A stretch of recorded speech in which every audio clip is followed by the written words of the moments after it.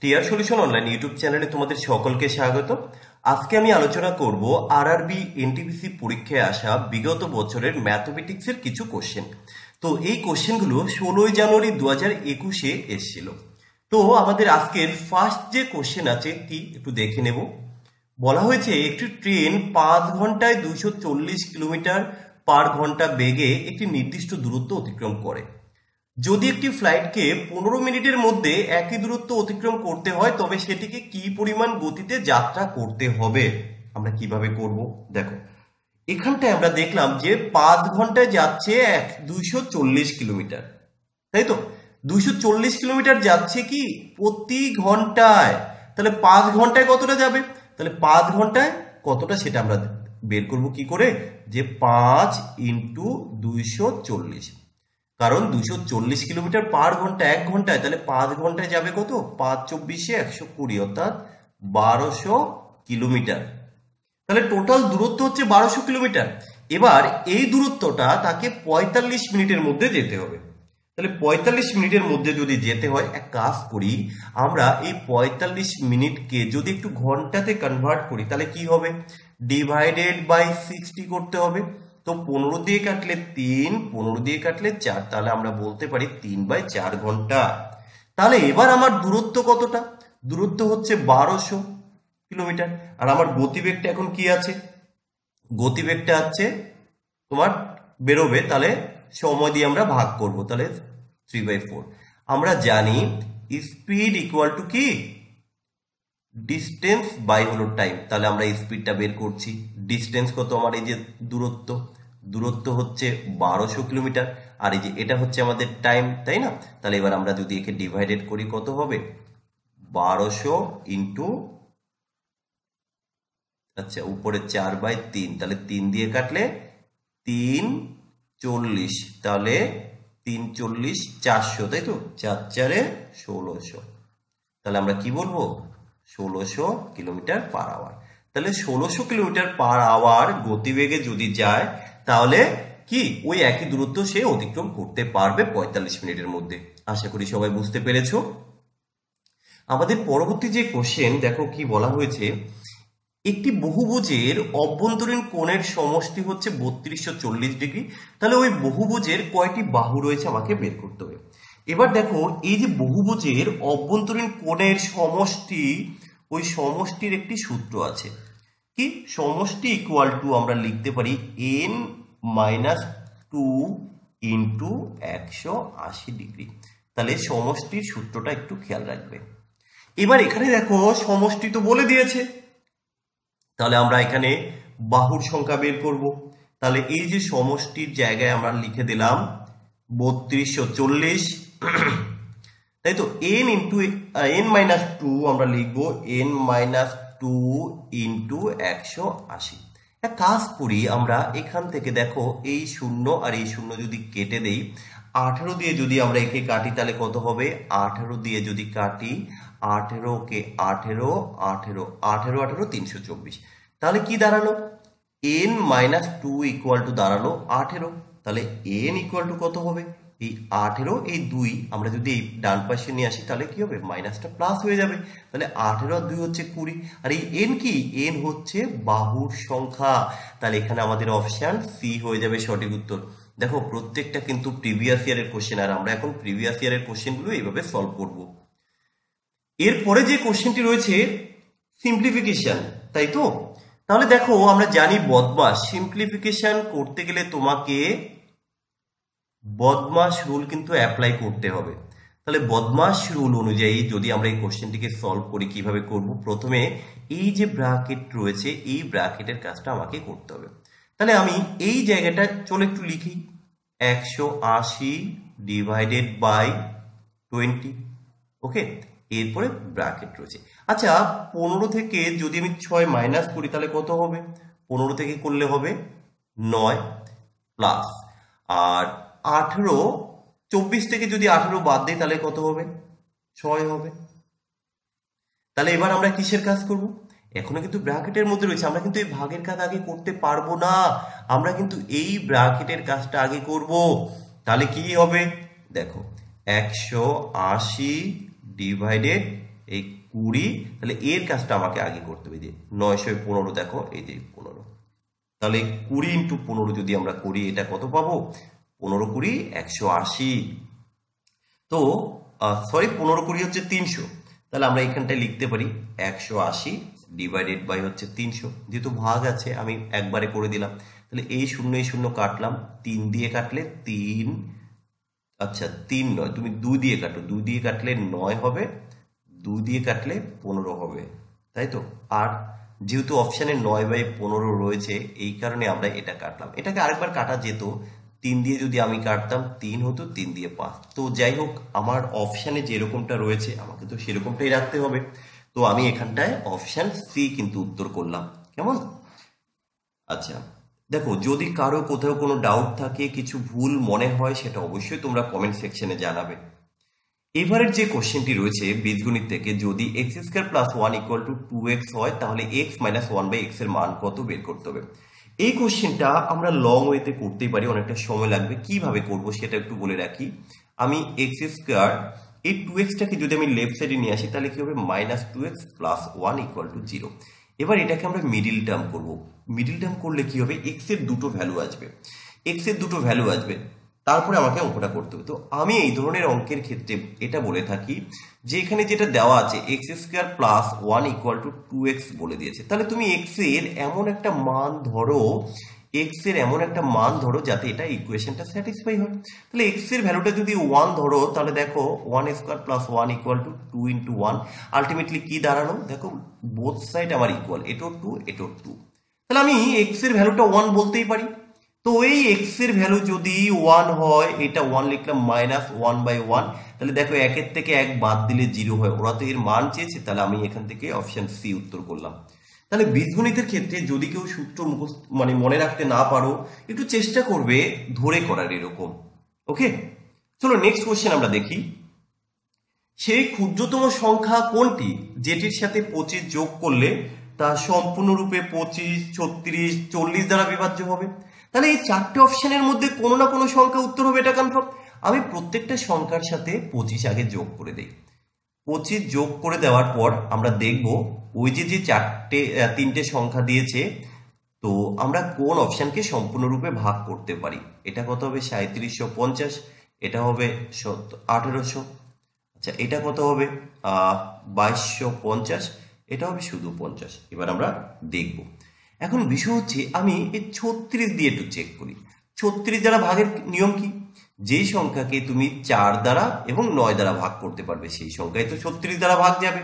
তো তুমি 4 দিয়ে যদি চেক করো, দেখো এই যে শেষে 50, এটা ভাগ যাবে না, শেষে 00 ভাগ যাবে, শেষে 50 4 দিয়ে ভাগ যাবে না, শেষে 50 4 দিয়ে ভাগ যায় না, কারণ 4 দ্বারা ভাগের নিয়ম তো জানো তোমরা, যে শেষের দুটো ডিজিট যদি 4 দিয়ে ভাগ যায় তাহলে সম্পূর্ণ সংখ্যা 4 দিয়ে ভাগ যাবে। তাহলে আমি এখান থেকে অপশন বি উত্তর করতে পারি, তাই না? আচ্ছা, লসাগু করে করার কোনো দরকার নেই এইসব কোশ্চেনগুলো। নেক্সট কোশ্চেন দেখো, ত্রিকোণমিতি থেকে একটি কোশ্চেন রয়েছে। তোমরা জানো যে এনটিপিসির পরীক্ষার ক্ষেত্রে কিন্তু প্রত্যেকটা ইউনিট থেকে কোশ্চেন থাকবেই থাকবে। তো ত্রিকোণমিতির এই যে কোশ্চেনটি রয়েছে আমরা একটু শর্টে করব। দেখো, এখানে কিছু সূত্র জানতে হয়, তো সেই সূত্রটা আমি একটু আগে বলে রাখি। আচ্ছা চলো আগে কোশ্চেনটা তো লিখি। 1 plus cos 2a by 1 minus cos 2a। এবার cos 2 এর একটা সূত্র আছে, কি বলতো? cos square a minus sin square a, cos 2a equal to cos square a minus sin square a। এই সূত্রে কিন্তু তোমরা ইজিলি কোশ্চেনটাকে সলভ করতে পারো এবং এটাই কিন্তু শর্ট ট্রিক্স বলা যেতে পারে। তো আমরা 1 এর জায়গায় 1 লিখলাম, প্লাস এই cos 2 এর জায়গায় আমরা cos 2a না লিখে আমরা এটা লিখতে পারি cos square a minus sin square a by 1 minus একই রকম ভাবে মানটা বসিয়ে দেবো cos square a minus sin square a।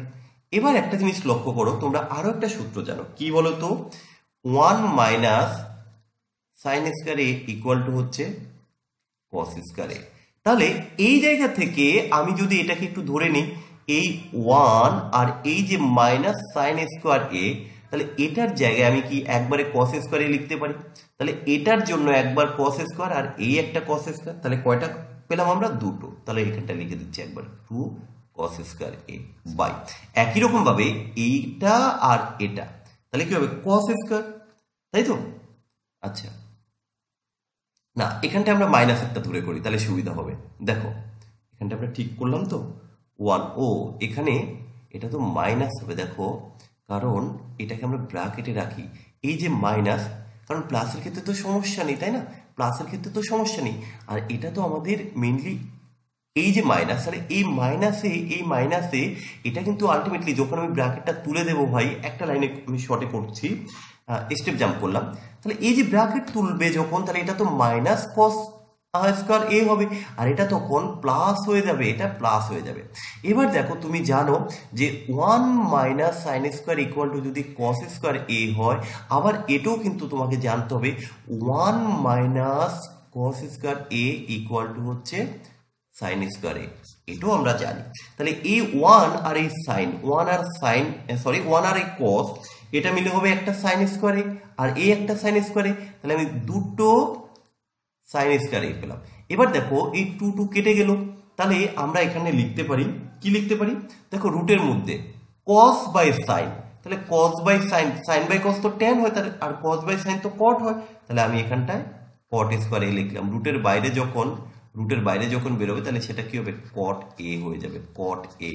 দেখো কট এ, যদি কারো কোনো অসুবিধা হয় একটু কমেন্ট করে আমাকে জানিও ভাই, কারণ এটা যদি আর একটু ডিটেলসে করতাম অনেকটা সময় লেগে যেত।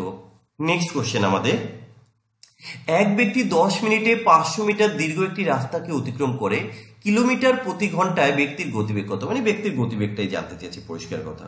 তাহলে এখানে দেখো 10 মিনিট 500 মিটার যায় 10 মিনিটে, কেমন। আচ্ছা এখানে দেখো আমরা জানি যে গতিবেগ স্পিড ইকুয়াল টু কি ডিস্টেন্স বাই হলো টাইম।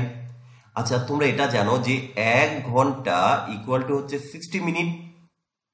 আচ্ছা আর যেটা জানো 1 কিলোমিটার ইকুয়াল টু হচ্ছে 1000 মিটার। ওকে, এবার বিষয় হচ্ছে আমি এখান থেকে দূরত্বটাকে একটু বের করে নেব। তাহলে দূরত্ব কি করে হবে, দূরত্ব দেখো এখানে কত দিয়েছে, 500 মিটার দীর্ঘ একটি রাস্তাকে কি 10 মিনিটে অতিক্রম করছে, তাই তো। তাহলে 500 মিটার দীর্ঘ, আর এবার এখানে যেহেতু কিলোমিটার পার আওয়ারে বের করতে হয়, তাই না, তাহলে এই 500 মিটারটাকে যদি আমি কিলোমিটারে কনভার্ট করি, দেখো দূরত্ব 500 মিটার ইকুয়াল টু আমি বলতেই পারি সেটা হাফ কিলোমিটার, হাফ কিলোমিটার করলাম, কারণ যেহেতু কিলোমিটার পার আওয়ারে রয়েছে।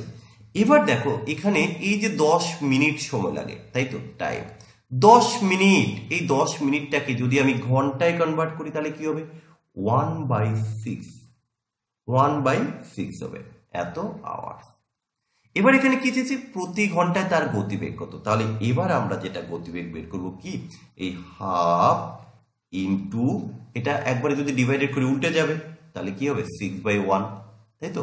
তাহলে এখান থেকে স্পিড, কারণ তুমি জানো স্পিড ইকুয়াল টু হচ্ছে ডিস্টেন্স বাই টাইম, এটা তোমার ডিস্টেন্স, এটা হচ্ছে টাইম, তাহলে একবার এই ভাগটাকে আমি উল্টে দিলাম, তাহলে এখানে কাটলে কত হবে 3 হবে, তাহলে এখান থেকে আমরা লিখতে পারি 3 কিলোমিটার পার আওয়ার। সো এখানে এই যে অপশন বি হয়ে যাবে সঠিক উত্তর।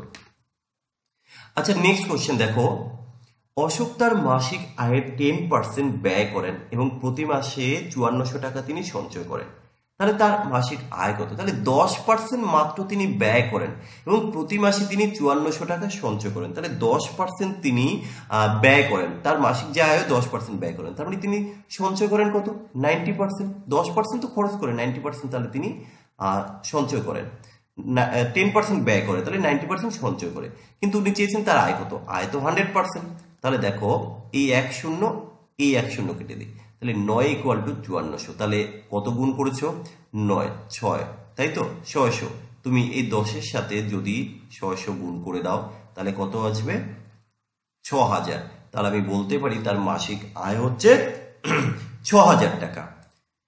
এবারে কোশ্চেন কি আছে, বিকাশ 30,000 টাকা একটি পুরনো বাইক কিনে তার মেরামতে 5,000 টাকা ব্যয় করেন, যদি বাইকটিকে 42,000 টাকা বিক্রি করে তার লাভ কত হয়েছে, তাহলে 30,000 টাকা দিয়ে কিনেছে, 5,000 টাকা তার পেছনে খরচ করেছে, তাহলে টোটাল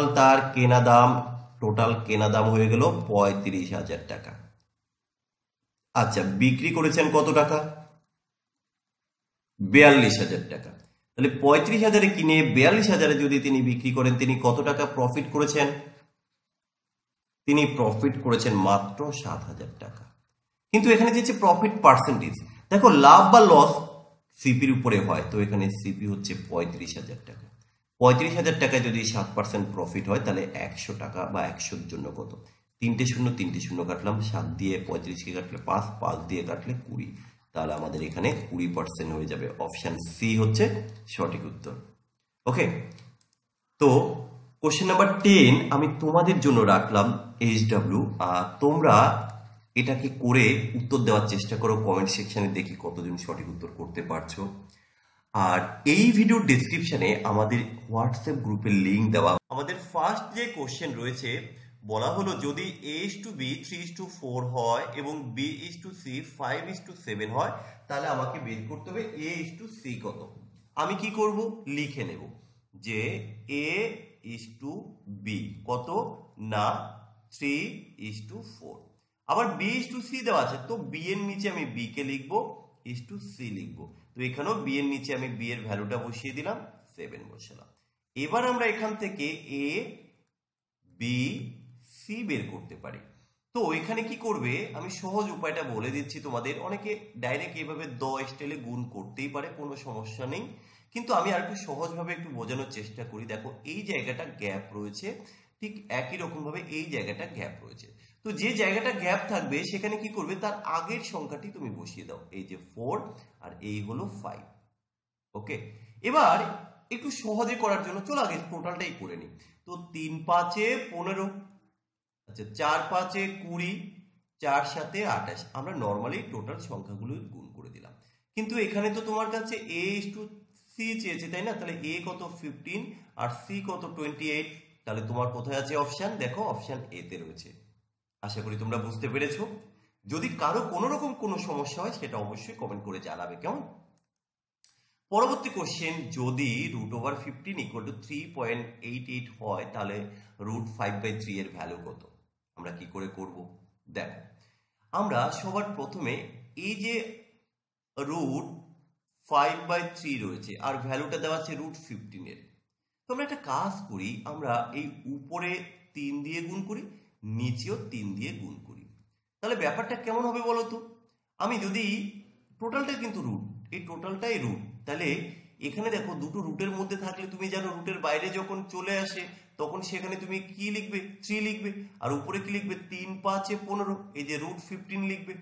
এবার এই কোশ্চেনে দেখো √15 এর কিন্তু একটা ভ্যালু বলে দিয়েছে, কত না 3.88 ডিভাইডেড বাই কত 3।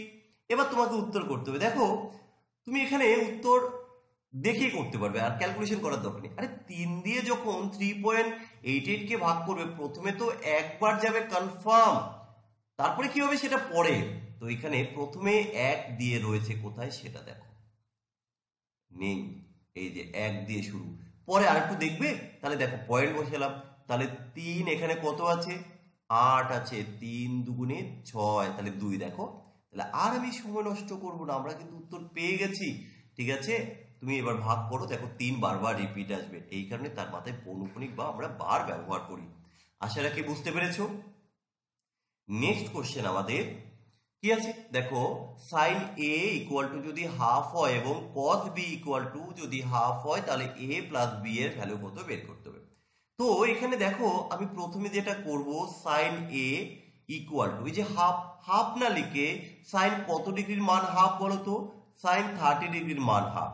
এবার দেখো এই sin আর এই sin কেটে যাচ্ছে, তাহলে এই A = কত পড়ে থাকবে না 30 ডিগ্রি। একই রকম ভাবে তুমি করো cos B = cos কত ডিগ্রির মান হাফ? cos 60 ডিগ্রির মান হাফ।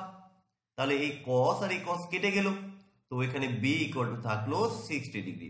তাহলে এখানে তোমার কাছে A + B চেয়েছে, তাহলে A + B = কত? 30 + 60 = 90। কোথায় আছে 90? Option B. তাহলে পরিমিতি থেকে কোশ্চেন থাকছে ত্রিকোণমিতি থেকে থাকছে, বীজগণিত থেকে কোশ্চেন থাকছে, ঠিক আছে? তো কোন টপিক থেকে বা কোন পার্ট থেকে কতগুলো করে কোশ্চেন যদি কেউ না জেনে থাকো আমাকে বলবে, সেটা আমি বলে দেবো। একজন ব্যক্তি 10 ঘন্টায় একটা যাত্রা শেষ করেন, তাহলে সময়টা 10 ঘন্টা নিয়েছে। তিনি যাত্রার প্রথমার্ধ মানে প্রথম ভাগ 20 কিলোমিটার/ঘন্টা গতিবেগে এবং দ্বিতীয়ার্ধ 30 কিলোমিটার/ঘন্টা গতিবেগে ভ্রমণ করেন। তিনি মোট কত কিলোমিটার যাত্রা ভ্রমণ করেছেন? দেখো, তার মানে প্রথম অর্ধেক, ধরো একটা যাত্রা, এই হলো একটা যাত্রা বা একটা গন্তব্যস্থল। তো এটা প্রথম অর্ধেক, তো আমি এটাকে ইকুয়ালি ভাগ করলাম। তার মানে এই হলো আমার প্রথম অর্ধেক আর এই হলো আমার দ্বিতীয় অর্ধেক। এখন এই দূরত্ব কত এটা তো জানি না। আমি যদি দূরত্বটাকে ডি ধরি, তাহলে এই প্রথম অর্ধেক এটা ডি, আবার দ্বিতীয়টা কত হবে ডি, কারণ যেহেতু একটা টোটাল দূরত্বকে আমরা অর্ধেক অর্ধেক করে নিলাম। তাহলে এবার তুমি এখান থেকে দেখে বলো, এই যে টোটাল যে দূরত্ব এটা কত হবে? 2D হবে, তাই না? 2D হলো। এবার এই যে টোটাল যে দূরত্ব এটা যেতে তার কত সময় লেগেছে? 10 ঘন্টা সময় লেগেছে। আর কি বলে দিয়েছে? এই দূরত্বের প্রথম অর্ধেক 20 কিলোমিটার গতিবেগে গেছে, তাহলে এই যে প্রথম যে অর্ধেক এটা 20 কিলোমিটার/গতিবেগে গেল, আর পরের যেটা এটা 30 কিলোমিটার/আওয়ার গতিবেগে গেল। এখন তোমরা একটা বিষয় জানো যে টাইম ইকুয়াল টু হচ্ছে ডিস্টেন্স বাই স্পিড। যেহেতু এখানে মোট সময় বলে দিয়েছে, তাহলে প্রথম অর্ধেকের সময় প্লাস দ্বিতীয় অর্ধেকের সময়, তার মানে আমরা এই ইকুয়েশনটাকে দুবার লিখতে পারি। তো প্রথম যে দূরত্ব সেটা কত? সেটা হচ্ছে ডি। গতিবেগ কত? 20 প্লাস, এটা আমরা টাইম বের করলাম। দ্বিতীয় যে দূরত্ব ডি, টাইম গতিবেগ 30, মোট সময় লেগেছে 10 ঘন্টা, এই যে 10 ঘন্টা লিখলাম। এই ক্যালকুলেশনটা আমরা ইজিলি করতে পারি। যারা জানো না একটু জেনে রাখো ডি কিভাবে ডাইরেক্ট বেরোবে। আচ্ছা, এখানে আমাকে ছোট হাতে লিখতে হতো, যাই হোক। ডি কি করে বের হবে? প্রথমে তুমি এই নিউমেরিক্যাল ডিজিটগুলোকে গুণ করে দাও। এই যে এই ডান দিকে যা থাকবে সে টোটালটাই লিখবে। তাহলে এখানে 20 ইন্টু 30 ইন্টু 10 ডিভাইডেড বাই, যদি এখানে প্লাস থাকে তাহলে এই দুটোকে প্লাস করবে, যদি মাইনাস থাকে তাহলে এই দুটোকে মাইনাস করবে। যেহেতু এখানে প্লাস আছে তাই 20 আর 30 আমি একবারে যোগ করে 50 লিখে দিলাম। 10 দিয়ে 50কে কাটলে 5 হয়, 5 দিয়ে 30কে কাটলে 6 হয়, 6 কুড়ি হচ্ছে 120। তাহলে 120টা কি? এটা হচ্ছে ডি, কিন্তু ওরা তো মোট দূরত্ব চেয়েছে, মোট দূরত্ব হচ্ছে 2D।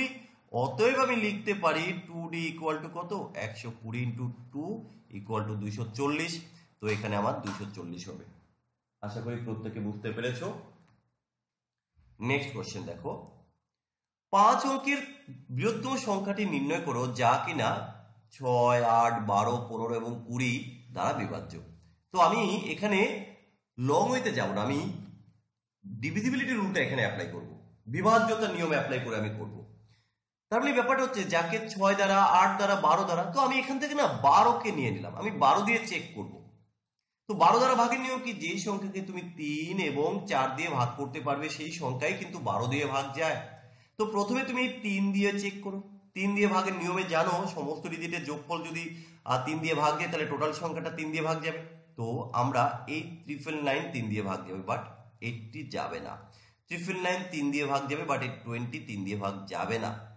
আচ্ছা, পরেরটা দেখে বুঝলাম যেটা 3 দিয়ে ভাগ যাবে, এটাও 3 দিয়ে ভাগ যাবে। কিন্তু আমরা এবার 4 দিয়ে চেক করব যখন, এই যে শেষের দুটো ডিজিট 4 দিয়ে তো ভাগ যায় না, কারণ 4 দ্বারা ভাগের নিয়ম তোমরা জানো, শেষের দুটো সংখ্যা 4 দিয়ে ভাগ যেতে হবে। যেহেতু এটা 4 দিয়ে ভাগ যাচ্ছে না তাই এটা উত্তর হতে পারে না। তাহলে আমার এখান থেকে সঠিক উত্তরটা বেরিয়ে গেল অপশন ডি। আশা করি প্রত্যেকে বুঝতে পেরেছো। রুলস জানা থাকলে অনেক সময় অনেক শর্টে কিন্তু উত্তর করা যায়। পরের কোশ্চেন, দুইটি সংখ্যার লসাগু 3-এর 20তম গুণফল, একটু কায়দা করে দিয়েছে আর কি, এবং তাদের গসাগু যদি 6 হয়, একটি সংখ্যা 12, অপর সংখ্যা কত? অনেকে হয়তো এই কায়দার জন্য আবার করতে পারবে না, টেনশনে পড়ে যাবে। কিন্তু তোমরা অনেকে এটা জানো যে লসাগু ইন্টু গসাগু সমান একটি সংখ্যা ইন্টু অপর সংখ্যা, এটা আশা করি প্রত্যেকে জানো। তো 3-এর 20তম গুণফল কত হবে? 3 20 60 ইন্টু গসাগু কত? 6। একটি সংখ্যা 12, অপর সংখ্যা জানি না। 12 দিয়ে যদি আমি 60কে কাটি কত হবে? 6 হবে, 5 হবে। 5 12 60, তাহলে এক্স এর ভ্যালুটা কত হবে? 5 6 30। দেখো উত্তর চলে এসেছে।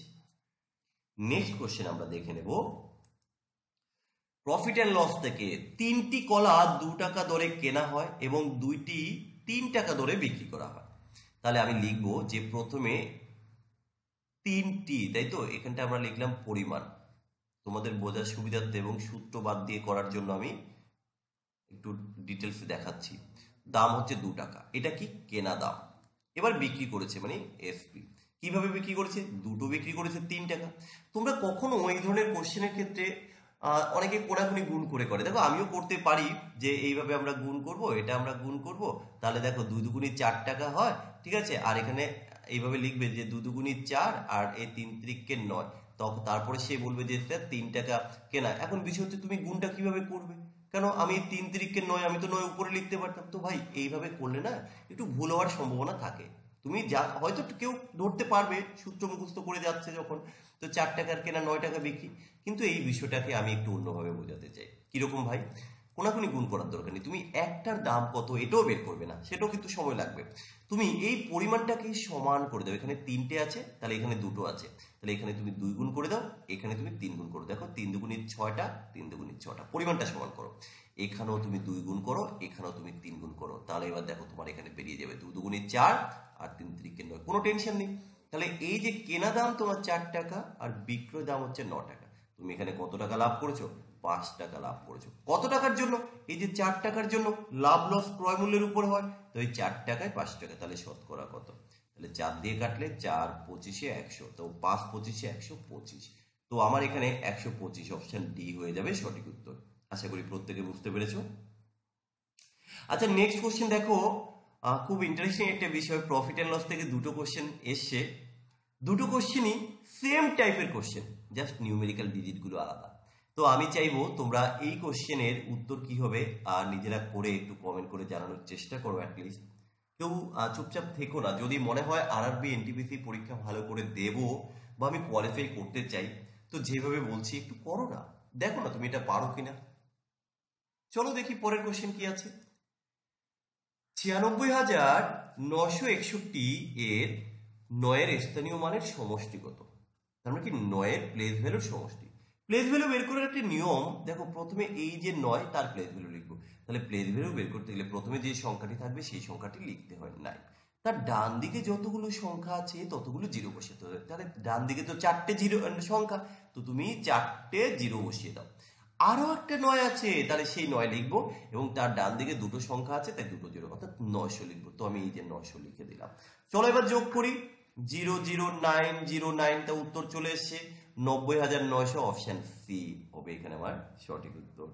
কেমন, পরের কোশ্চেন দেখো, এ একটা কাজ করে 10 দিনে সম্পূর্ণ করতে পারে, লিখে নেবে এ একটা কাজ 10 দিনে সম্পূর্ণ করে, এ এবং বি কাজটা 30 দিনে করে, এ এবং বি কাজটা 30 দিনে করে। বলা হয়েছে বি কাজটা কত দিনে করবে, তুমি কি করবে, এলসিএম করো, ও এটা 10 নয় এটা 40, তো 40 আর 30-এর এলসিএম করলে হবে 120। 120টা কি, মোট কাজের পরিমাণ বা মোট কাজের ইউনিট। এবার কার্যক্ষমতা বের করতে হবে আমাকে, এ তো 40 দিনে করে 120 ইউনিট, একদিনে করবে 3 ইউনিট, আর বি, এ আর বি একত্রে 30 দিনে করে 120 ইউনিট, তাহলে একদিনে কতটা করবে, 4 ইউনিট।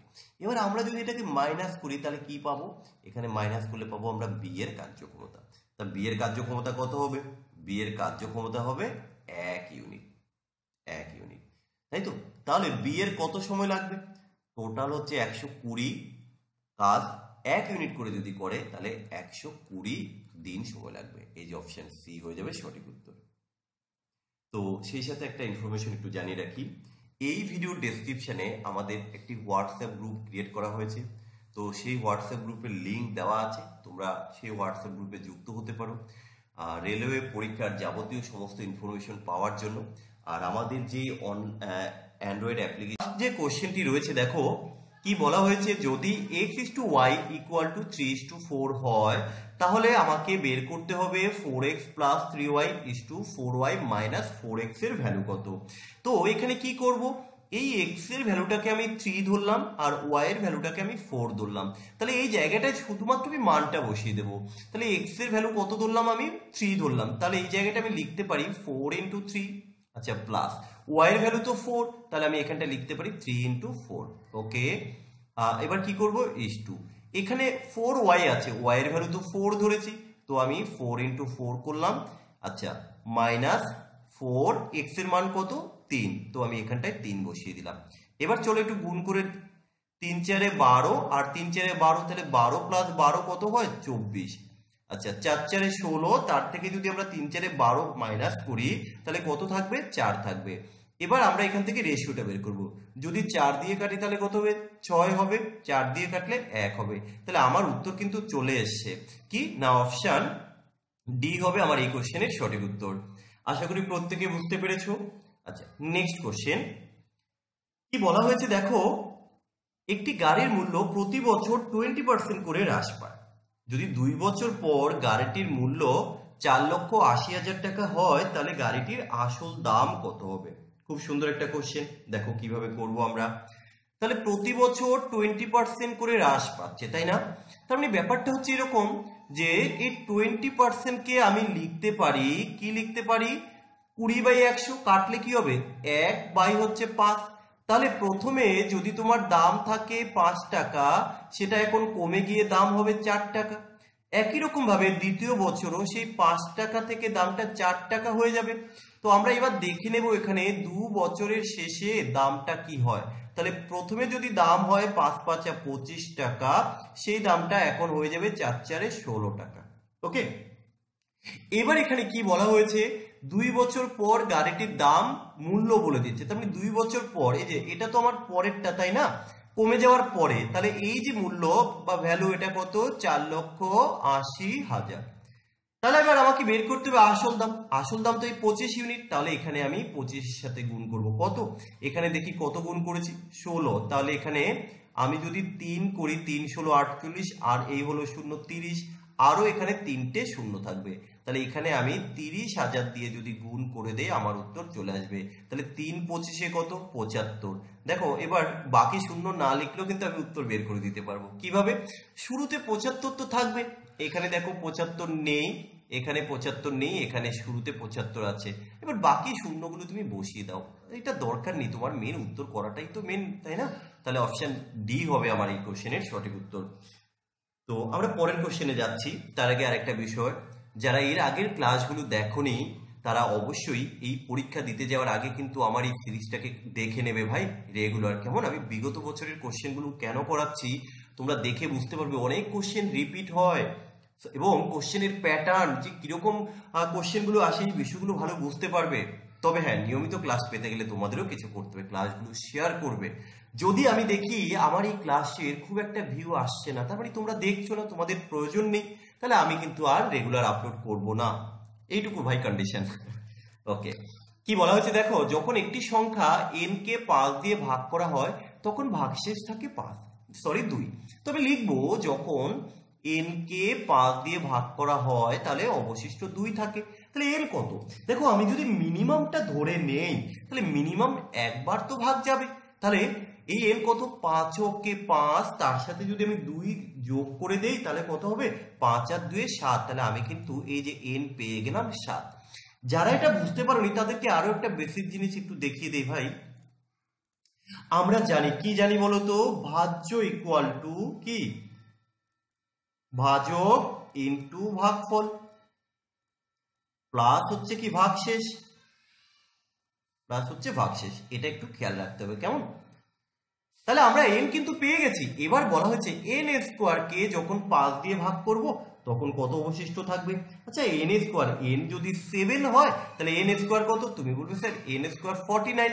তো তুমি একে যদি 5 দিয়ে ভাগ করো কত অবশিষ্ট থাকবে, তুমি 5 নং 45 করো, 5 নং 45, তাহলে কত অবশিষ্ট থাকলো, 4। এই যে তোমার 4 হয়ে গেল উত্তর, তাই না?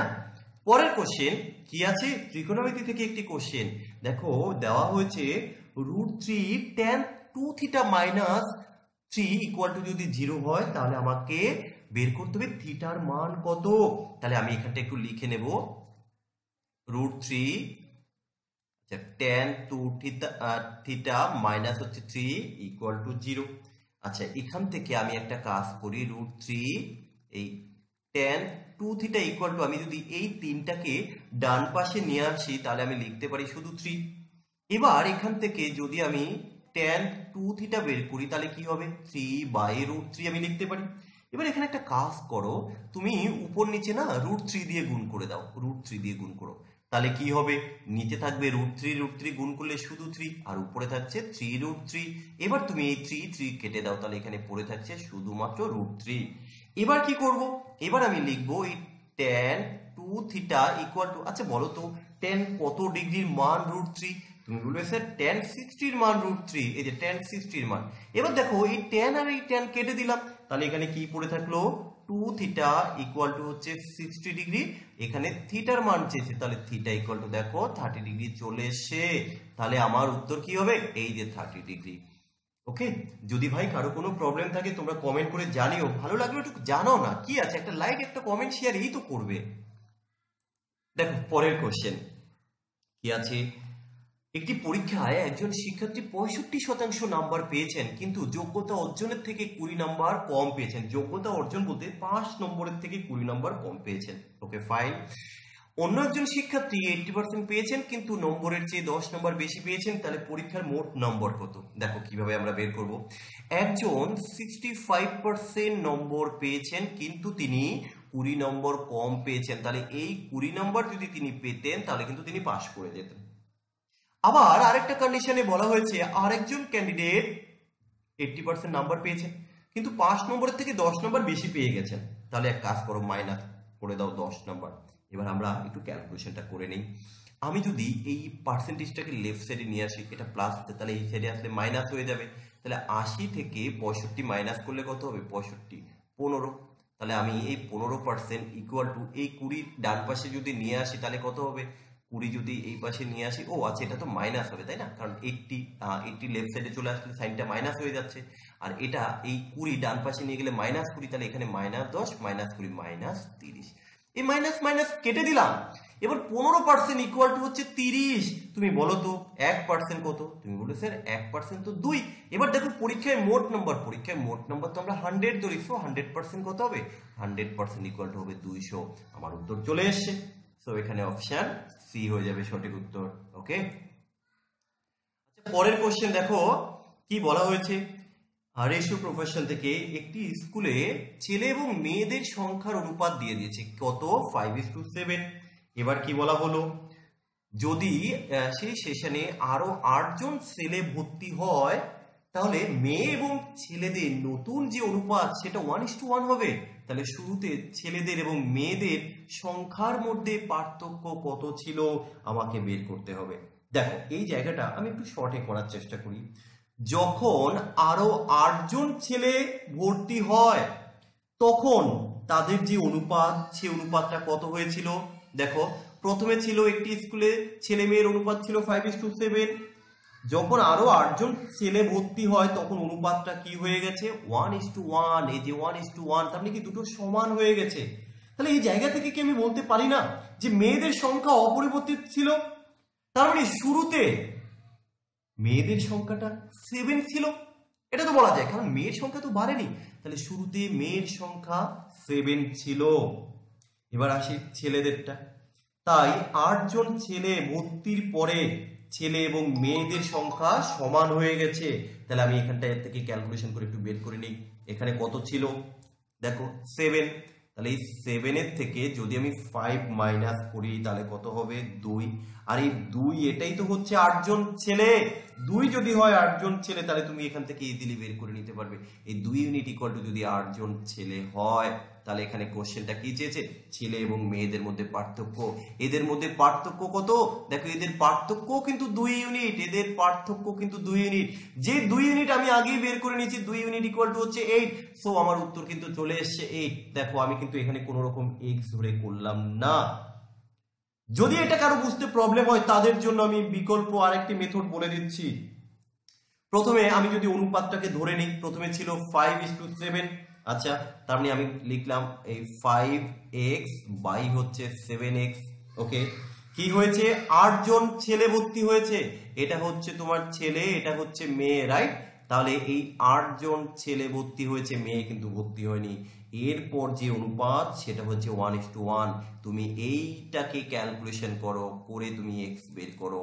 এক্স এর ভ্যালু আসলে কিন্তু উত্তর নয়, এখানে চেয়েছে ছেলে মেয়ের পার্থক্য, এই যে তাদের পার্থক্য কত 2 ইউনিট, অতএব তোমাকে 2x ইকুয়াল টু কত এটা বের করলে কিন্তু তোমার উত্তর চলে আসবে। আমি আর এক্স ধরে করলাম না, আমি চেষ্টা করলাম সহজে কি করে অঙ্কটা করা যায় সেটাই দেখানোর। চলো পরের কোশ্চেন দেখি কি আছে।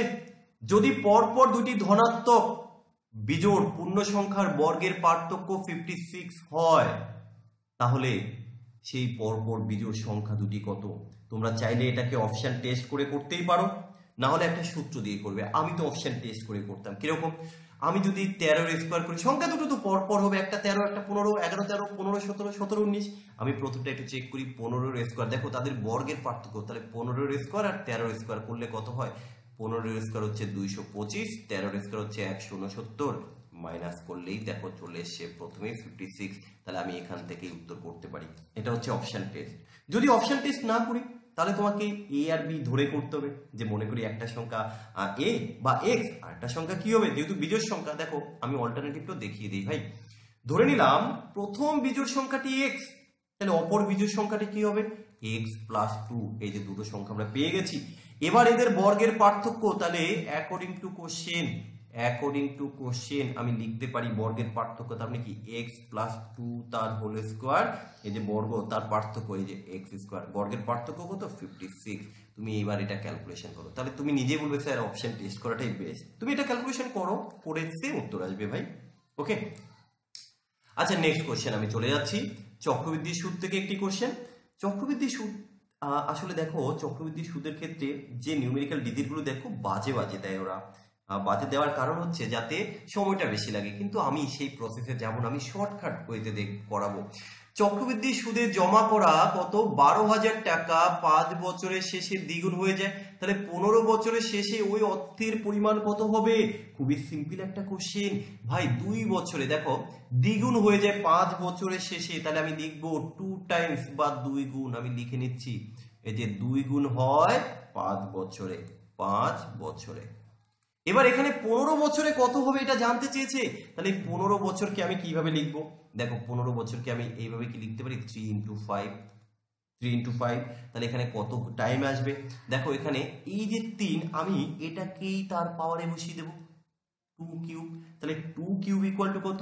দেখো 2 এর কিউব হচ্ছে 8, তাহলে তুমি বলবে স্যার 8 গুণ হয়, 8 গুণ হয় কত? এই যে স্যার 15 বছরে 8 গুণ হয়। এখন বিষয়টা কি বলতো, এই শর্টকাটগুলো তারা বুঝতে পারবে না যারা আমার বেসিক ক্লাসগুলো করেনি, তারা কি করে বুঝবে, তাই না? কিন্তু এটা তো 8 গুণ হবে, কিন্তু এখানে তো কত গুণ হবে এটা চাইনি, টাকা চেয়েছে, টাকা বের করতে হবে। তাহলে আমার টাকা রেখেছিলাম কত 12,000 টাকা, তাহলে এই যে ইন্টু 12,000 করো, এই 12,000 টাকাটাই তো 8 গুণ হবে, তাই না? 12,000 টাকা রেখেছো, 8 গুণ হবে, তাহলে কত 8 12 96, এই যে 96,000 টাকা তোমার উত্তর। কোথায় আছে 8 12 96? অপশন ডি তে রয়েছে। ওকে, নেক্সট কোশ্চেন আমি যাচ্ছি।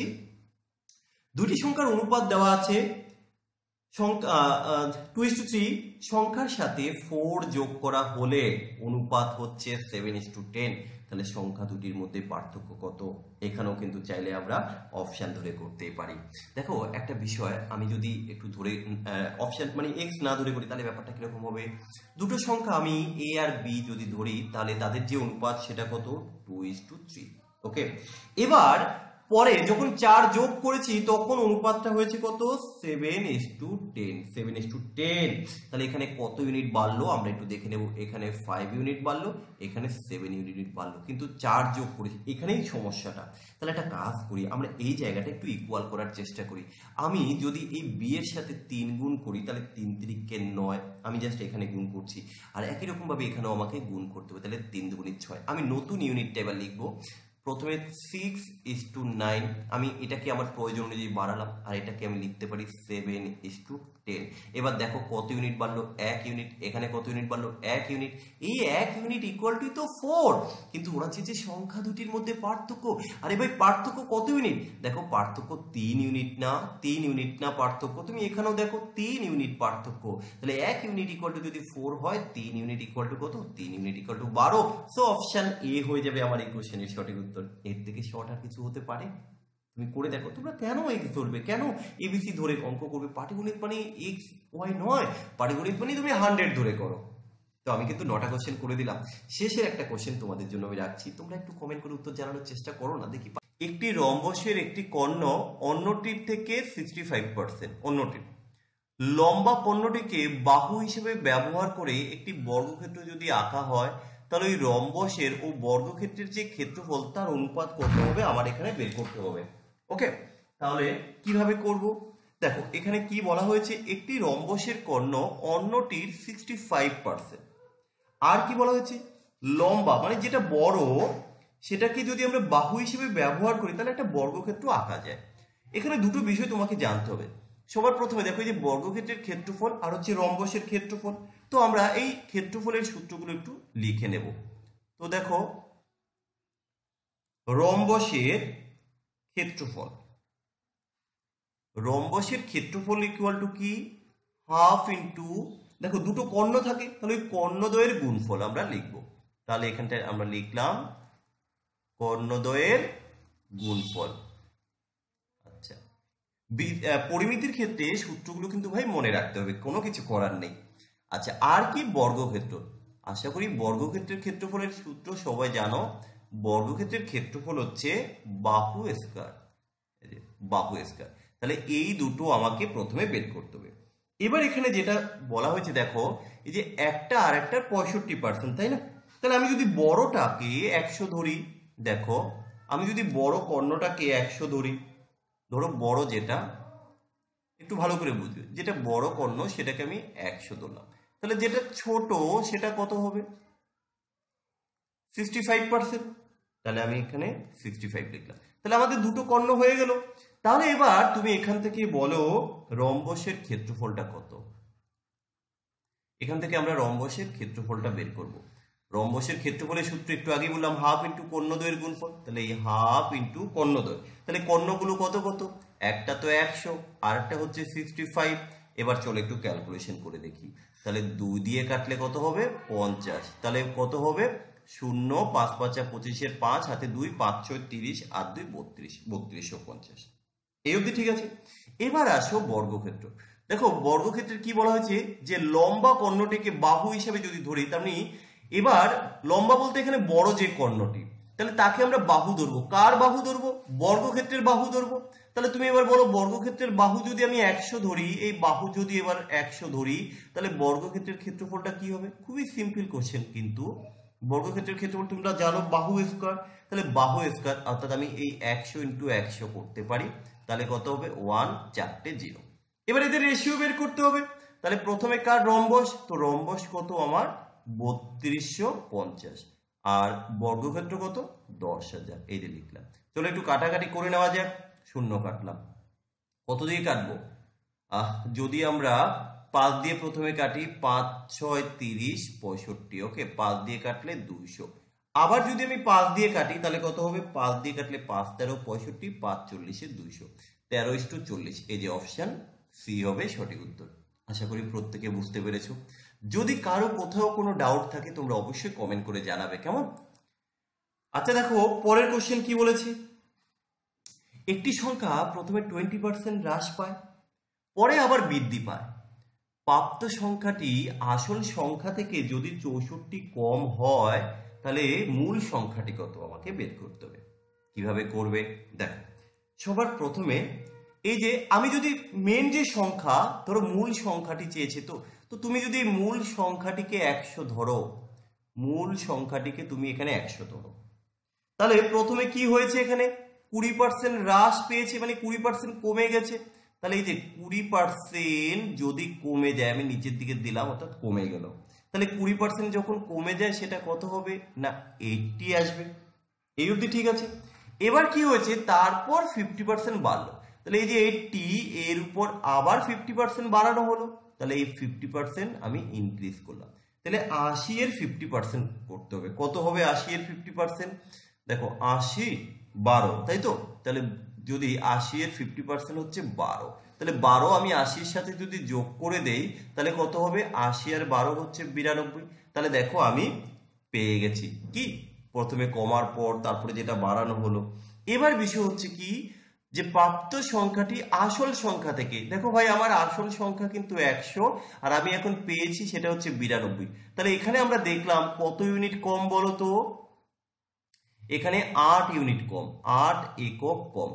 অ্যাকর্ডিং টু কোশ্চেন বলা হয়েছে 64 কম, তাহলে আমি বলতেই পারি এই 8 ইকুয়াল টু 64।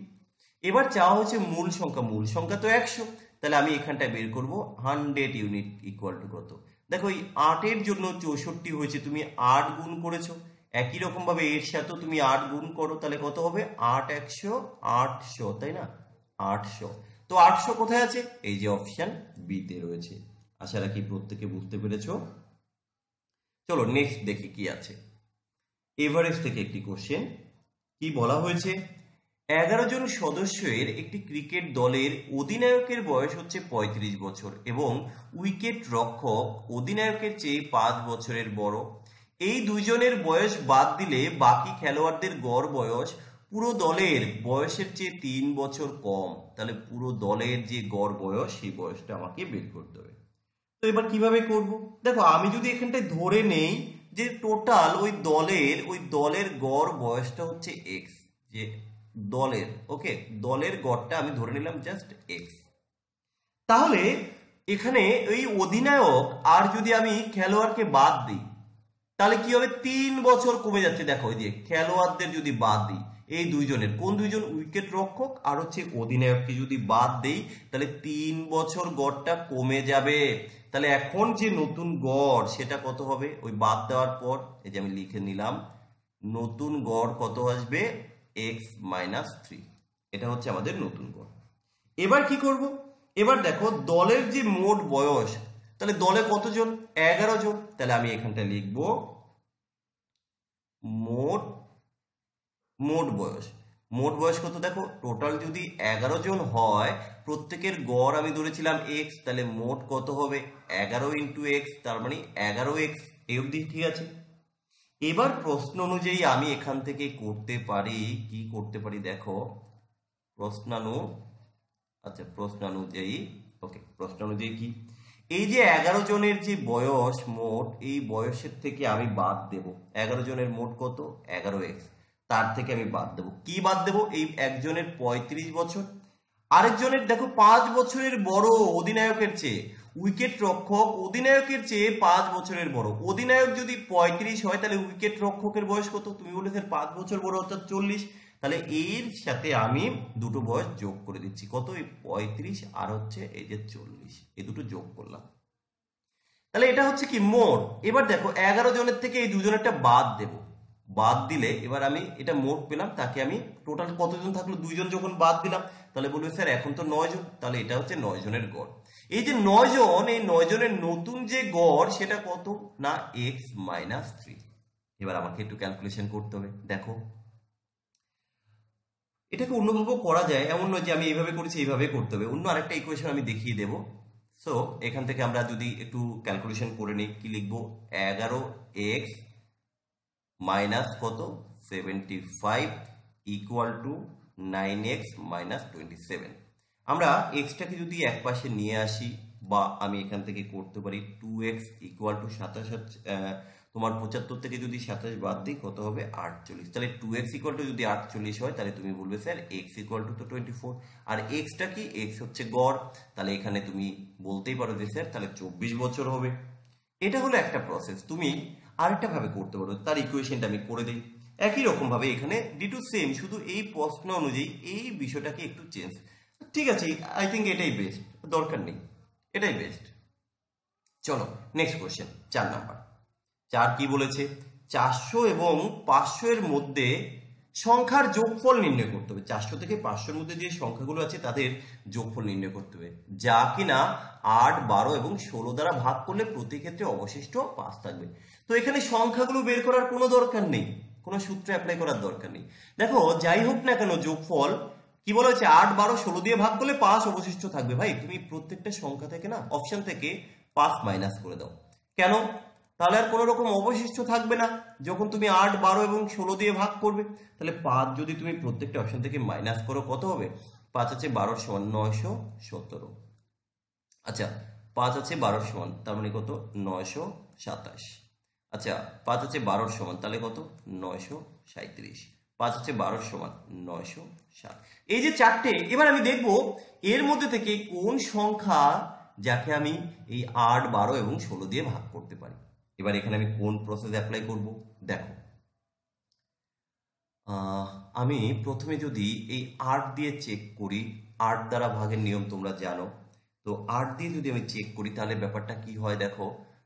8 দিয়ে ভাগ করলে 8 ওকে 8, 8 8 দিয়ে তো এটাকে ভাগ করা যাবে না। আচ্ছা 8 দিয়ে কি আমরা এটাকে ভাগ, আচ্ছা এক কাজ করি, 8 দিয়ে ভাগ করতে তো টাইম লাগবে, 12 দিয়ে ভাগ করি, যাকে 3 এবং 4 দিয়ে ভাগ করা যায় সেই সংখ্যাই তো তোমার 8 দিয়ে ভাগ যাবে, তাই তো? আচ্ছা কিন্তু এখানে তো আসছে না, 922, 932, তাহলে কিছু একটা মিস্টেক করেছি। আচ্ছা 5 বাদ দিলে 9 আছে, 5 আছে 12 সমান 7, হাতে 1, ঠিকই তো করেছি। আচ্ছা ওকে, কারণ একটাও যাচ্ছে না এখানে 3 এবং 4, তাহলে উত্তর বের করব কি করে? এক্সট্রিমলি সরি, আমরা প্রসেসটাকে চেঞ্জ করব। 400 এবং 500 এর মধ্যে সংখ্যার যোগফল নির্ণয় করতে বলা হয়েছে, তাই তো?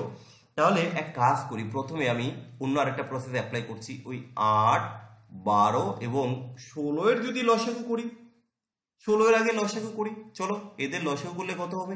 এদের লসাগু করলে হবে 48। তাহলে কি হবে?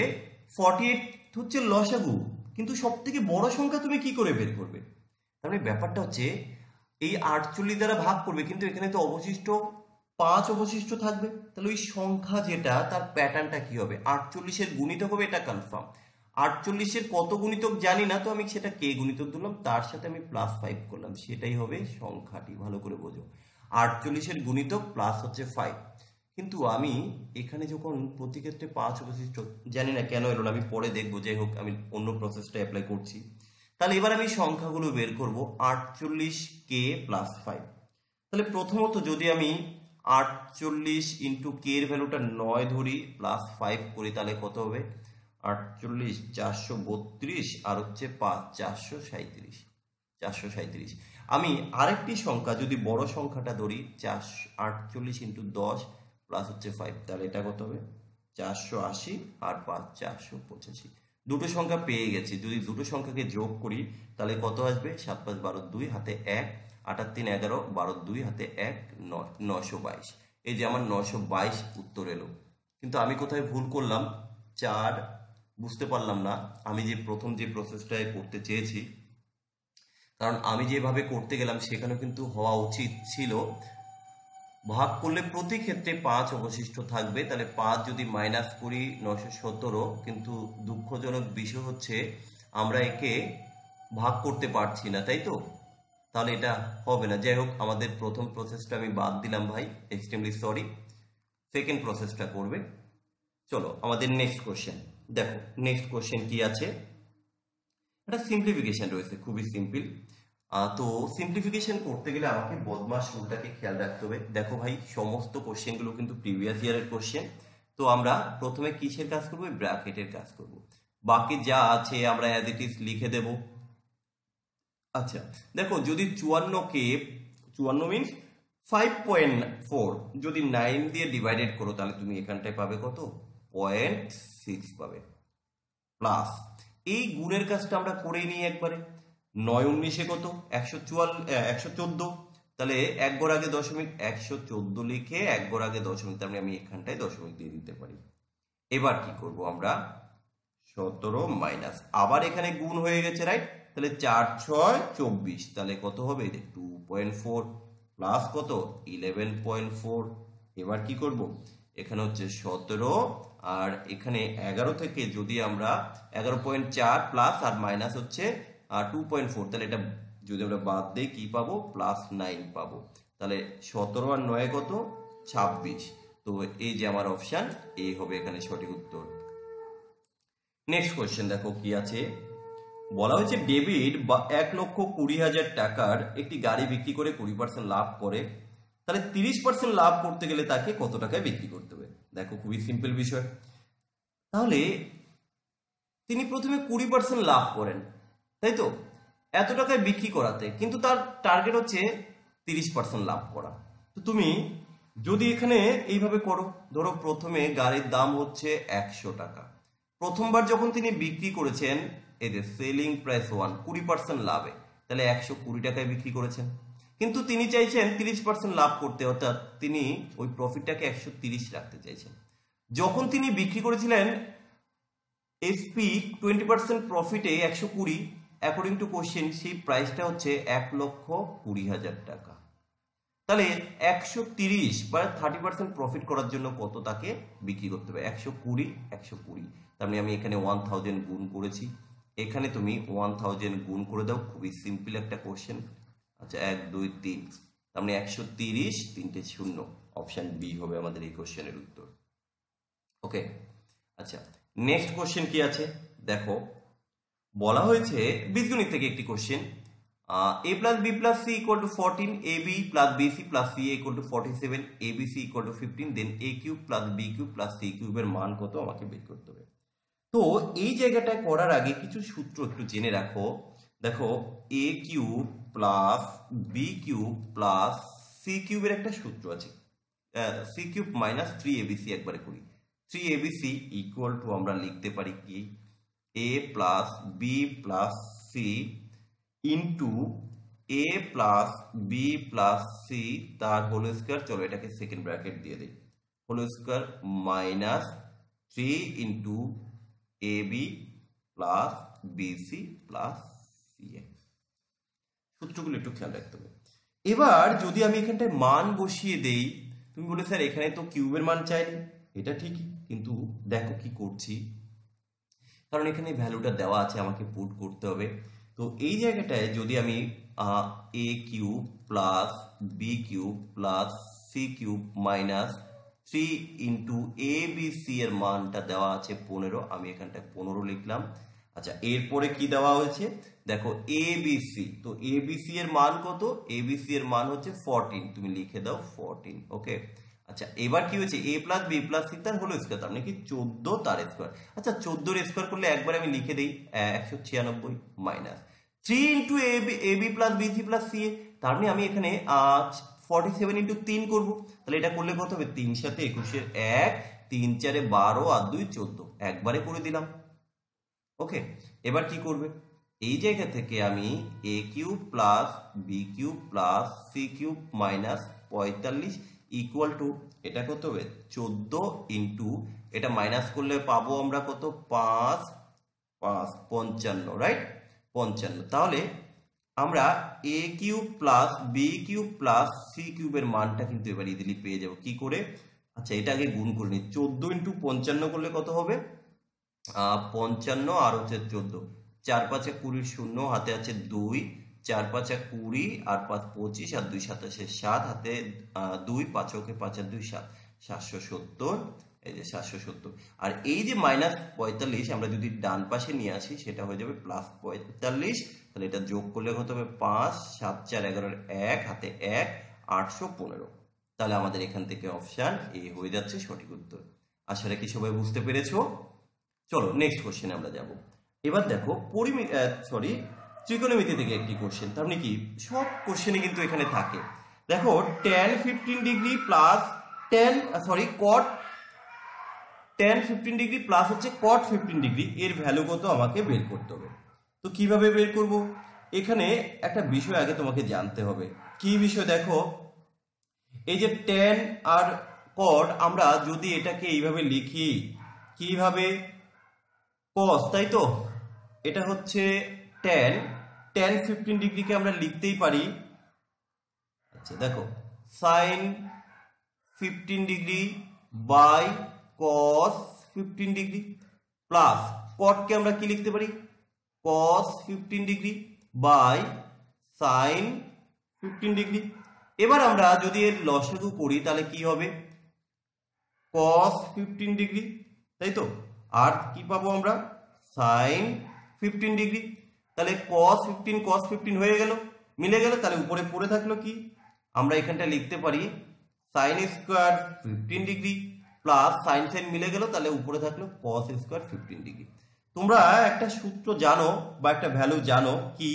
Sine square theta plus cos square theta 1, তাহলে আমরা এই sine square 15 degree plus cos square 15 degree direct বসিয়ে দিতে পারি 1 বাই আমরা লিখতে পারি এখানে যা আছে তুমি এটাই লেখো যে সাইন, আমরা সাইনটাকে আগে লিখি sine 15 degree into cos 15 degree. এবার কি করব, এবার একটা কাজ আমরা করি, এই সমীকরণটাকে যদি আমরা 2 দ্বারা গুণ ভাগ করি তাহলে বিষয়টা কি আসবে দেখো, যখন তুমি 2 দিয়ে গুণ করবে উপরে 2 আসবে, তাই তো। দেখো আমি পরের লাইনে দেখাচ্ছি কি বললাম, আমরা 2 দ্বারা গুণ ভাগ করব, গুণ ভাগ প্রক্রিয়া। তাহলে প্রথমে আমরা লিখব 2, উপরে 2 চলে আসবে, নিচে কি চলে আসবে দেখো, নিচে চলে আসবে 2 into sine 15 degree cos 15 degree, okay, into যোগ ভাগ তো, আচ্ছা ইন্টু কি লিখবো আমরা 2 সাইন থিটা ইন্টু, এটা দেখিয়ে দিচ্ছি, সরি এখানটা দেখিয়ে দিই, এটা এক্সট্রা, ওকে। আমরা জানি 2 sine theta into cos theta equal to হচ্ছে সাইন থিটা, এটা একটা সূত্র আমরা জানি, ওকে। তাহলে এরপরে আমরা কি করব দেখো, 2 এখানে কিন্তু কাটা যায়, আমি এখন কাটছি না, তাহলে এই জায়গাটায় আমি সাইন 2 থিটা দেখো একবারে বসিয়ে দিচ্ছি, তাহলে এখানটা আমি লিখতে পারি 2 বাই কি লিখবো সাইন 2 থিটা, তার মানে কত 2, থিটার মান কত এখানে 15, তাহলে আমি লিখে দিচ্ছি সাইন 30 ডিগ্রি।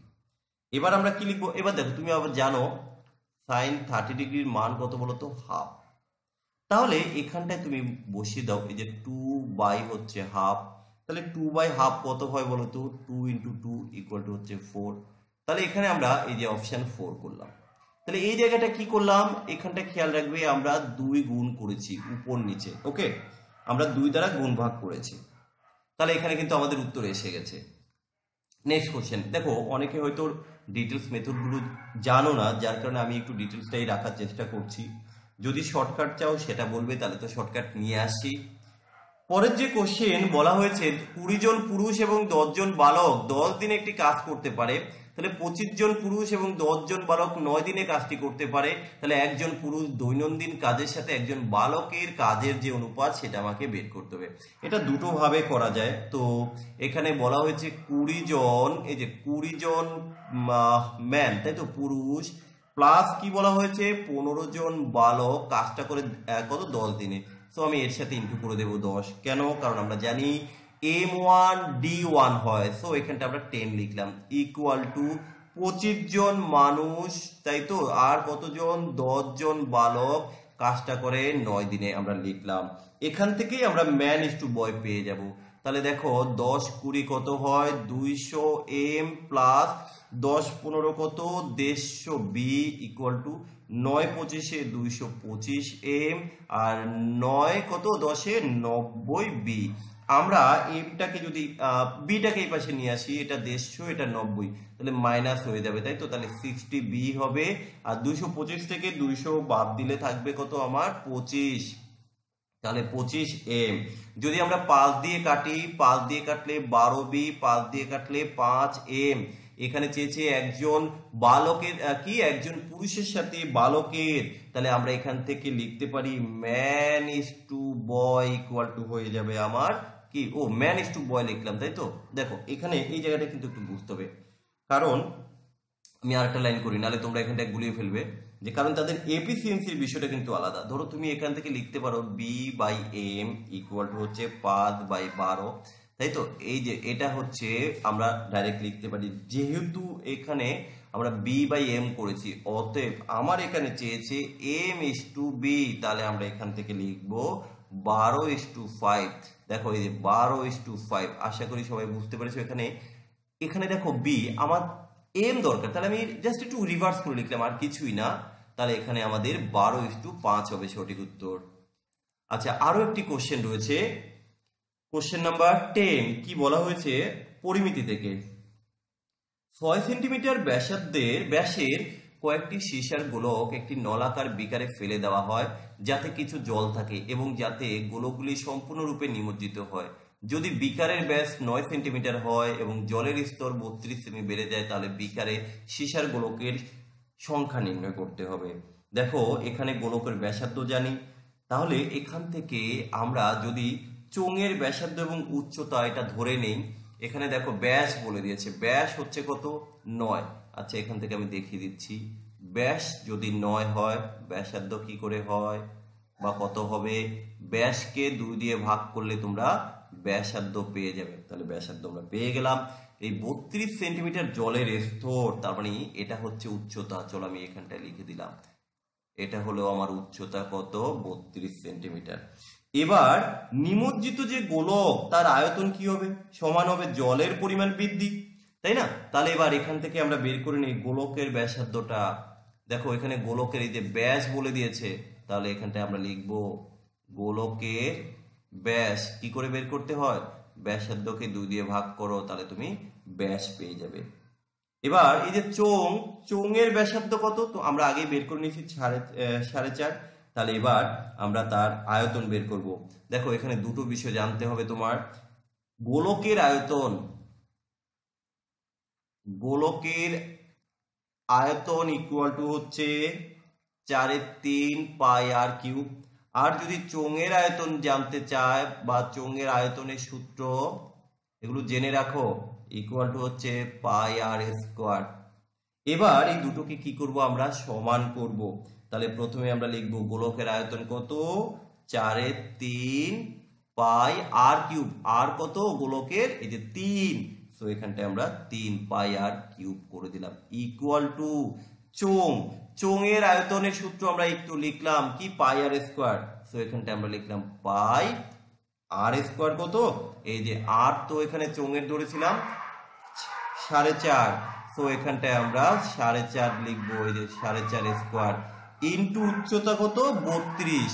এখান থেকে আমরা পেয়ে যাব গোলকের সংখ্যা। ও এখানে তো গোলকের সংখ্যাটা লিখতে হবে, সরি, এখানে এই যে গোলকের সংখ্যা। তাহলে এখানে যদি আমরা ক্যালকুলেশন করি, আমি এইটুকু ক্যালকুলেশন তোমাদের জন্য রাখলাম, খুব ডিস্টার্ব হচ্ছে পাশে, যাই হোক হয়তো তোমরা আওয়াজ শুনতে পাচ্ছ। জাস্ট এখান থেকে ক্যালকুলেশন করে এই যে গোলকের সংখ্যাটা যদি তোমরা বের করে নাও, তাহলে কিন্তু তোমাদের আনসারটা এসে যাবে। তো আমি চাই তোমরা এটা কমেন্ট করে উত্তর সর্বনিম্ন সংখ্যা কোনটি যাকে 12, 21 এবং 35 দ্বারা ভাগ করলে একই অবশিষ্ট থাকবে 6। আমরা এই কোশ্চেনটাকে এলসিএম না করে কিভাবে করব, দেখো আমরা নর্মালি কিভাবে করি বলো তো, এই প্রথমে আমরা এই 12, 21 এবং 35-এর আমরা এলসিএম করি। তো এই এলসিএম প্রসেসে যদি করো সময়টা অনেকটা বেশি লাগবে। এলসিএম করার একটা শর্টকাট আছে, কি সব থেকে বড় যে সংখ্যা সেই বড় সংখ্যাটিকে তুমি আগে চিহ্নিত করো। তো এখানে সব থেকে বড় সংখ্যা হচ্ছে 35। এবার এই 35-এর এমন কোন গুণিতক যাকে তোমরা এই 12 এবং 21 দিয়ে ভাগ করতে পারো। তাহলে 35-এর যদি আমরা 35 দুগুণে 70, তাই তো 35 দুগুণে 70 আর হচ্ছে 6, যদি আমরা 12 গুণিতক নেই, 12 গুণিতক নিলে আসবে কত 420। তাহলে 12 দিয়েও 420-কে ভাগ যায়, আবার দেখো 21 দিয়েও 420-কে ভাগ যায়। তাহলে আমরা এই যে 420, এই 420 কিন্তু লসাগু পেলাম, আমরা 420 লসাগু পেলাম।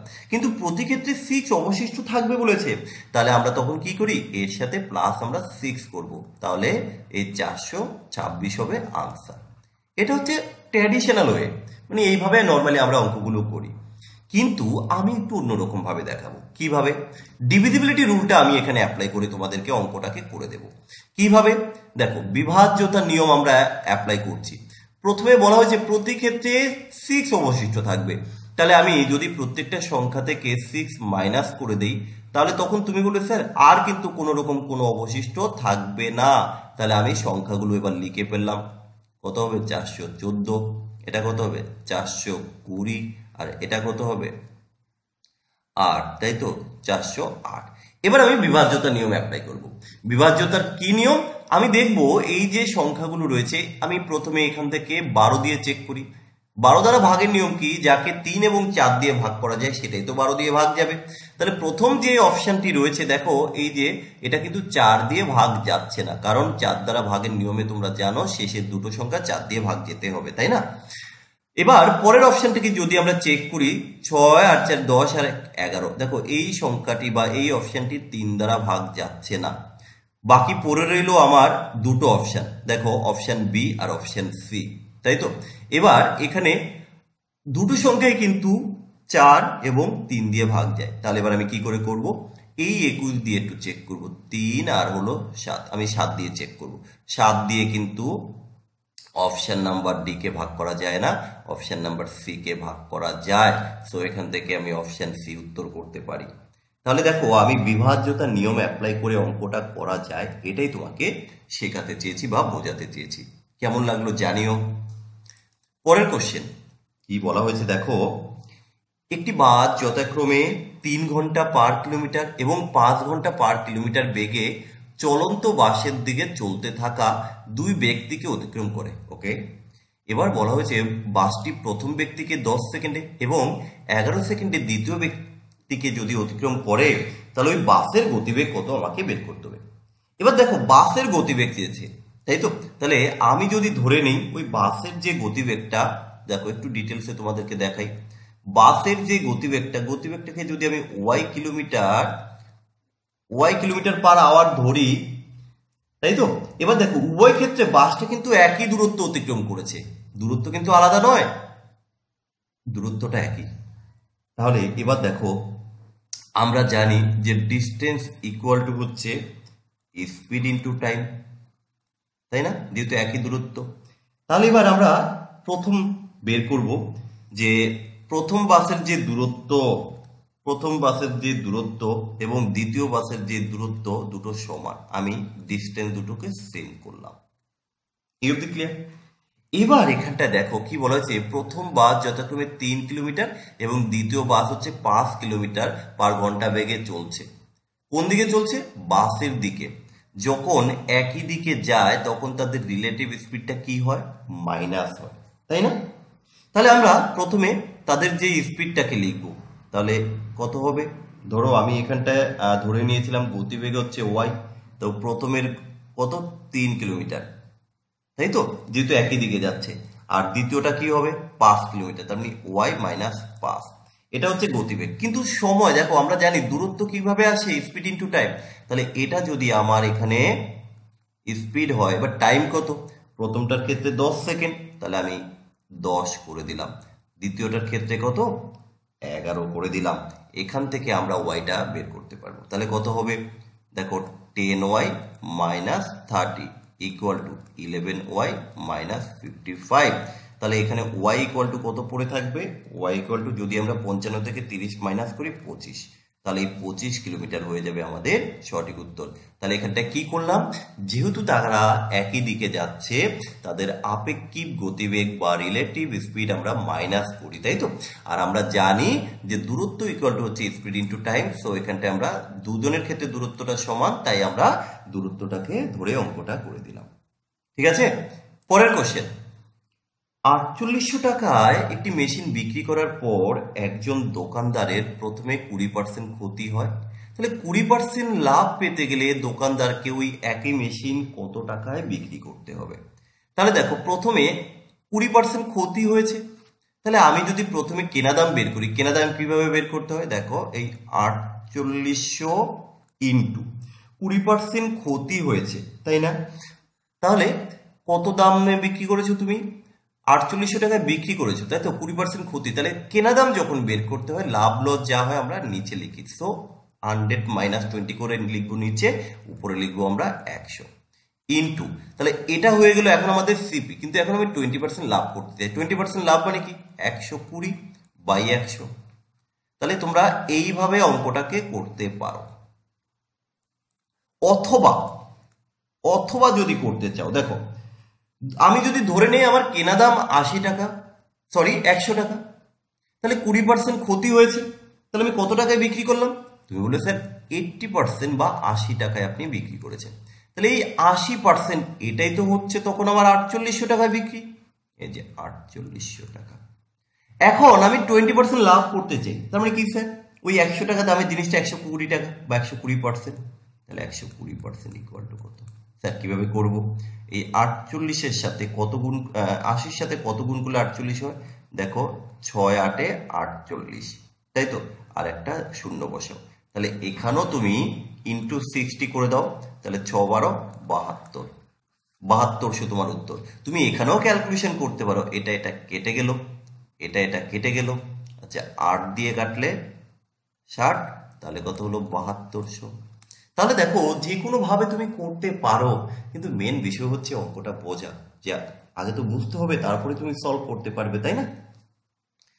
আচ্ছা নেক্সট কোশ্চেন দেখো কি আছে, y equal to x equal to 5 এবং y equal to x equal to 2, y equal to 5 হলে 5xy মাইনাস y স্কোয়ারের মান কত? আমরা জাস্ট মান বসিয়ে দেব, 5x এর ভ্যালু 2, y এর ভ্যালু 5 মাইনাস y স্কোয়ার, তার মানে 5 এর স্কোয়ার।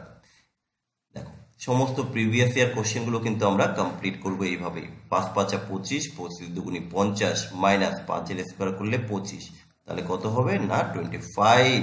সো অপশন এ হয়ে যাবে সঠিক উত্তর। এই ভিডিও ডেসক্রিপশনে আমাদের হোয়াটসঅ্যাপ গ্রুপের লিঙ্ক দেওয়া আছে, তোমরা আরআরবি এনটিপিসির প্রিপারেশন নেওয়ার জন্য আমাদের সেই হোয়াটসঅ্যাপ গ্রুপ যুক্ত হতে পারো। পরের কোশ্চেন ত্রিকোণমিতি থেকে একটি কোশ্চেন, তাই তো? দেখো কি বলা হয়েছে, সাইন 45 ডিগ্রি প্লাস এ মাইনাস কস 45 ডিগ্রি মাইনাস এ এর ভ্যালু কত আমাকে বের করতে হবে। দেখো খুবই সহজ একটি কোশ্চেন। আমরা একটা কাজ করব, সবার প্রথমে এই লাইনটা আমি লিখলাম না, এটা তো রয়েছে, এর পরের লাইনটা আমি করছি। প্রথম পার্টটাকে আমি অ্যাজ ইট ইজ রেখে দিচ্ছি, তাহলে সাইন 45 ডিগ্রি প্লাস এই আমি রাখবো, মাইনাস আমি এই কসটাকে সাইনে কনভার্ট করতে চাইছি, তাহলে কি করে করব, 90 ডিগ্রি থেকে মাইনাস করতে হয়, তাই না? তাহলে দেখো আমি লিখতে পারি সাইন 90 ডিগ্রি মাইনাস ওই যেটা আছে, অ্যাকচুয়ালি কি হয়, sine 90 degree minus theta equal to তো কস থিটা, সো এখানে কসকে আমি পরিবর্তন করছি, আর এই টোটালটাকে যদি আমি থিটা ধরে নিই তাহলে এখানে মাইনাস করতে হবে, সো আমি এখানটায় 45, আচ্ছা এটাকে সেকেন্ড ব্র্যাকেট দিই, 45 মাইনাস এ। এবার আমি এখান থেকে ব্র্যাকেটটা তুলে দেবো, দেখো সাইন 45 ডিগ্রি প্লাস এ মাইনাস, তাহলে এখানে আমরা কি লিখি তখন, সাইন 45 প্লাস এ। তাহলে এবার দেখো দুটো তো সেম, তাহলে যখন আমরা মাইনাস করবো তাহলে কি হয়ে যাবে, 0 হয়ে যাবে, অতএব এখানে আমাদের অপশন এ হবে। দেখো ভাই ত্রিকোণমিতি বলো, বীজগণিত বলো, পরিমিতি বলো, এগুলো কিন্তু সূত্রের উপর বেস করে, সূত্র না জানলে কিন্তু তুমি কিচ্ছু করতে পারবে না। সো সূত্র যদি না জানো জানাবে, আমি আলাদা করে ক্লাস দিয়ে দেবো এর উপরে। পরের কোশ্চেন বলা হয়েছে 10% সুদের হারে 2 বছরে কত মূলধনের উপর চক্রবৃদ্ধি সুদ এবং সরল সুদের পার্থক্য হবে 50 টাকা। কোন রকম সূত্রে যাওয়ার ভাই দরকার নেই, কিভাবে করবে দেখো, তুমি প্রথমে বের করে নাও 10% হারে 2 বছরের সিম্পল ইন্টারেস্ট কত হবে, তোমরা জানো যে কিভাবে করতে হয়, আরটি, তাই না? তাহলে 2 × 10 করলাম, তাহলে পাবো আমরা 20%। এবার আমরা কম্পাউন্ড ইন্টারেস্ট বের করব। কম্পাউন্ড ইন্টারেস্ট কিভাবে বের করতে হয়, 2r × r স্কোয়ার। সো এখানে r এর ভ্যালুটা কি, r এর ভ্যালুটা হচ্ছে 10, আমি এখানটায় বসিয়ে দিচ্ছি, তাহলে কত হবে 10 দুগুণি 20 আর হচ্ছে 100, দশমিকের পরে 2 ঘর রাখতে হয়, তাহলে এটা কত হয়ে গেল 21। যারা এই 21 বের করতে পারবে না এইভাবে, তাদের জন্য বিকল্প দেখিয়ে দিচ্ছি, 10% 10% প্লাস 10 × 10/100, তারা এইভাবে করবে, তাহলেও কিন্তু সেম আসবে। ওকে, 2 বছরের জন্য যখন সিআই বের করবে, তাহলে এবার দেখো 2 বছরের সিম্পল ইন্টারেস্ট 20, 2 বছরের কম্পাউন্ড ইন্টারেস্ট 21, তাহলে আমি এখানে বলতে পারি এই যে ডিফারেন্স যখন 1 টাকা, কত টাকার জন্য, প্রিন্সিপাল আমরা আসল 100 ধরে করছি, তাহলে ডিফারেন্স যখন 1 টাকা, আসল তখন 100 টাকা। কোশ্চেনে বলা হয়েছে ডিফারেন্স যখন 50 টাকা, তাহলে কত হবে, তাহলে এর সাথে তুমি দেখো এর সাথে কত গুণ করেছো 50, একই রকম ভাবে এর সাথে 50 গুণ করে দাও, তাহলে সূত্র বাদেই কিন্তু তুমি অঙ্ক করে আসবে, শুধু দরকার হচ্ছে সঠিক রুলস জানা। নেক্সট কোশ্চেনে যাব, দেখো যদি একটি পরিবারের দ্বারা মুদি দ্রব্যের দাম 25% বৃদ্ধি পায়, ওই দ্রব্যগুলির ব্যয় অপরিবর্তিত রাখার জন্য এর ব্যবহার শতকরা কত কমাতে হবে। এই কোশ্চেনগুলো আমরা দেখে করি, এই 25% বৃদ্ধি মানেই হচ্ছে সেটা 20% হ্রাস করতে হয়। বলবে স্যার কিভাবে, দেখো এর জন্য বেসিকটা জানতে হবে ভাই। এখন এখানে তো আমরা প্রিভিয়াস ইয়ার সলভ করাচ্ছি, এখানে যদি বেসিক দেখাতে যাই অনেক সময় লাগবে। এই যে 1/4 1/4, 4-এ 1 বৃদ্ধি পেয়েছে, তাহলে আমরা এখান থেকে লিখতে পারি 5-এ 1 হ্রাস পাবে। আর তুমি জানো যে স্যার 1/5, দ্যাট মিন আমি ডাইরেক্ট কিন্তু স্যার বলতেই পারি স্যার ওটা 20%। এই হলো আনসার। এবার বিষয়টা হচ্ছে যারা বোঝনি তাদের জন্য, অনেকে সূত্র দিয়ে করে, আরে আমি সূত্র বাদ দিয়ে করি, এটাই হচ্ছে তোমার আর আমার ডিফারেন্স। দেখো কিভাবে করলাম, এই যে কি হলো 25% বৃদ্ধি, মানে 4-এ 1 বাড়লো, তার মানে আমি এইভাবে বলতে পারি যে 4 থেকে বেড়ে সেটা 5 হয়েছে। তাহলে কত বাড়ালে তুমি এখানে? স্যার এখানে 1 বাড়িয়েছি, কিন্তু এখানে বলা হয়েছে ব্যয় অপরিবর্তিত রাখতে গেলে তোমাকে ব্যবহার কমাতে হবে। তার মানে কি ব্যবহার কমাবো, তার মানে আগে 4 ছিল, 4 থেকে 5, কিন্তু আমি এখন কমাতে চাইছি, তার মানে 5 থেকে আমি আবার 4-এ আসবো। কত কমবে স্যার? 1 কমবে। আচ্ছা স্যার এই 1 কততে কমিয়েছেন? 5-এ। সো আমি লিখবো 1/5, 5 1 কমিয়েছি, তাহলে স্যার শতকরা এই যে ইন্টু 100, সো কত হবে? 20%। তো যেখানে আমি দেখে উত্তর বলতে পারি, আজকে তোমার জন্য আমাকে করতে হচ্ছে, তোমাদের জন্য। তাহলে এই বিষয়গুলো জানার চেষ্টা করো আগে। পরের কোশ্চেন কি বলা হয়েছে দেখো, অনিল একা একটি কাজ 6 দিনে করে, ভূষণ 8 দিনে করে। অনিল এবং ভূষণ চরণের সাহায্যে টোটাল 3200 টাকা দেওয়া হবে বলা হয়েছে, তারা 3 দিনে কাজটি সম্পূর্ণ করে। তাহলে চরণের বা চমনের আয় কত জানতে চেয়েছে। তাহলে কিভাবে আমরা করব? দেখো তারা 3 দিনে করে, ওকে, তারা মানে 3 জনে মিলে। সো আমি এইভাবে এখানে করতে পারি, অনিল কাজটা করে 6 দিনে, ভূষণ কাজটা করে 8 দিনে, আর তারা 3 জন, তাহলে অনিল, ভূষণ আর চমন কাজটা করে 3 দিনে। আমি দেখি তো কতটা কাজ। কাজ হচ্ছে টোটাল এদের এলসিএম, তাহলে এলসিএম কত? 24, 6 4 6 24, 3 8 24, 3 8 24। আমার দরকার হচ্ছে এখানে চরণের এফিসিয়েন্সি, চরণের এফিসিয়েন্সি কি এখানে দেখো, অনিল হচ্ছে 4, ভূষণ হচ্ছে 3, তাহলে অনিল আর ভূষণ যদি তোমার 7 ইউনিট হয় আর 3 জনে মিলে যদি 8 ইউনিট হয়, তাহলে তুমি স্যার এখান থেকে মাইনাস করলেই কিন্তু পেয়ে যাবে 1। এই একটা কি? 1 হচ্ছে চরণের কাজ করার ক্ষমতা। তাহলে আমরা যে রেশিওটা পেয়েছি কি 4:3:1, এটা হচ্ছে কার্য ক্ষমতা, এফিসিয়েন্সি। কার কার? এটা হচ্ছে অনিল, এটা হচ্ছে ভূষণ, এটা হচ্ছে চরণ, আমরা 3 জনের কার্য ক্ষমতা। তাহলে এই মোট 4 আর 3 7 আর 1 8 ইউনিটের জন্য কিন্তু 3200 টাকা দেওয়া হচ্ছে। তাহলে এখানে কত গুণ করলে? 400। ওরা চেয়েছি কার? চমনের। এই যে চমন তো 1 ইউনিট, সো এই 1 ইউনিটের জন্য কত হবে? এই যে 1 ইউনিটের জন্য, ও এটা 400, 1 ইউনিটের জন্য হয়ে যাবে 400 টাকা। সো অপশন বি হবে এখানে সঠিক উত্তর। আশা রাখি বোঝাতে পেরেছি। নেক্সট কোশ্চেন, একজন ছাত্রীর মনোবিজ্ঞানে পাশ করার জন্য 20% নাম্বারের প্রয়োজন, সে 10 নম্বর পেয়েছে এবং 20 নম্বরের জন্য ফেল করেছে, তাহলে পাস মার্ক কত? তাহলে দেখো মনোবিজ্ঞানে পাশ করার জন্য তার প্রাপ্ত নাম্বার হচ্ছে 20%, তাই তো, এবং সে 10 নম্বর পেয়েছে, তাহলে পায়নি কত? আরো 10% পায়নি, তাই তো। কিন্তু সে নাম্বারটা বলে দিয়েছে যে 20 নম্বরের জন্য ফেল করেছে, তাহলে কি আমি এইভাবে লিখতে পারি যে 10% নম্বর সে পেয়েছে, এই 10%-এর সাথে আরো 20 নাম্বার তার পাওয়া দরকার ছিল, তাহলে এই দুটো মিলেই হচ্ছে পাস নাম্বার, আর এই পাস নাম্বারটাই হচ্ছে ভাই 20%। এই তো শেষ।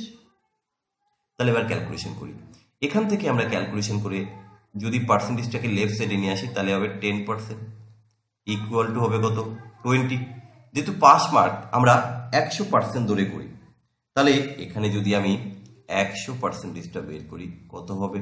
100% হবে 10-এর জন্য যদি 20 হয়, তাহলে 2 গুণ করেছো, তাহলে এখানে তুমি 2 গুণ করো, এটা হচ্ছে ফুল মার্কস, এটা হচ্ছে ফুল মার্ক, তাহলে এখানে কত হবে? 200। কিন্তু এখানে তো ফুল মার্ক চাইনি, পাস মার্ক চেয়েছে। আরে পাস মার্ক তো তুমি জানো 20%, তাই না? 20%, তাহলে কত হবে? 40। শেষ। আচ্ছা, পরের যে কোশ্চেনটি রয়েছে দেখো, স্ট্যাটিস্টিক্স থেকে, পরিসংখ্যান বিতরণে একটি শ্রেণীর মধ্যমান হচ্ছে 12 এবং এর বিস্তার হলো 6, শ্রেণীর নিম্নসীমা কত, মানে ভ্যারিয়েন্স কত বের করতে চাওয়া হয়েছে। বিষয়টা হচ্ছে কিছু কিছু জায়গায় বাংলা টার্মগুলো একটু প্রবলেম হয়ে যায়, তো যাই হোক কিভাবে করবে সেটা আমি এখানে দেখিয়ে দিই। এই যে নিম্ন সীমা কিভাবে বের করতে হয়, নিম্ন সীমা এটা একটু খেয়াল রাখবে, ইকুয়াল টু হচ্ছে মধ্যমান, মানে মিন, মধ্যমান মাইনাস হচ্ছে বিস্তার, বিস্তার ডিভাইডেড বাই 2, এটা একটু মনে রাখতে হবে। আচ্ছা, তাহলে এবার আমি করব মধ্যমান হচ্ছে 12 মাইনাস বিস্তার 6/2। তাহলে এখানে কত আসবে? 12 মাইনাস 3 ইকুয়াল টু হচ্ছে 9। তাহলে আমাদের এই অপশন ডি হবে সঠিক উত্তর। তো দেখো, আমরা প্রত্যেকটা সেটে 10টা করে কোশ্চেন সলভ করছি বিগত বছরের, প্রত্যেকটা ডেট ওয়াইজ, শিফট ওয়াইজ। তো ওই কোশ্চেনগুলো প্রত্যেকে ভালো করে করো। আর অনলাইন আমাদের ব্যাচ শুরু হয়েছে। তো যদি এই ব্যাচ কোর্স এনরোল করতে চাও, স্ক্রিনে দেওয়া নাম্বারে যোগাযোগ করতে পারো। আমাদের যে ক্লাসগুলো তুমি গুগল মিটে লাইভ ক্লাস পাবে, ফেস টু ফেস। তাহলে কি বললাম? Google Meet live class. তুমি এখানে ফুল সিলেবাস কভার করবে, math, GI, GK, current affairs. তুমি এখানে যেটা পাবে, মক টেস্ট দিতে পারবে, তুমি এখানে পিডিএফ নোটস পাবে। তো যাবতীয় সমস্ত কিছু তুমি এখানটায় পেয়ে যাবে। টোটাল প্রিভিয়াস ইয়ারটা কিন্তু কমপ্লিট করে দেবো। ঠিক আছে? তো যাই হোক, আজকের ভিডিও এই অবধি। ভালো লাগলে অবশ্যই শেয়ার করবে, আর যারা চ্যানেলে নতুন আছো অবশ্যই সাবস্ক্রাইব করে রাখবে। চলো।